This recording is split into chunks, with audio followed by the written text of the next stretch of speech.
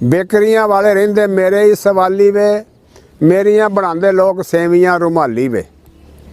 मज़ेदार बने मेरा बड़ा ही निशास्ता, हलवा ते पूड़ी मेरा सुबह दा है नाश्ता।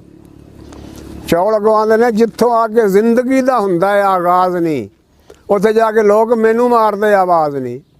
शादियां तो आके शुरू होंदी है हयाती नहीं, तो उस वेले चौल सब खांदे ने बराती नहीं। शादियां दे विच तैनू पुछदा ना कोई नहीं, ते चौलां बिन अज तीक शादी ना कोई होई नहीं।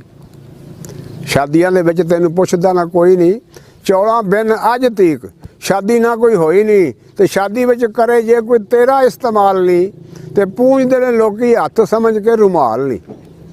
पूंजदे ने हत्थ लोकी समझ के रुमाल नहीं। कणक आंदी अपनी तारीफां दे तू बन ना पड़ोल वे, जाननी है तेरी मैनू जरा भी नहीं भुल वे। बुढ़ा बंदा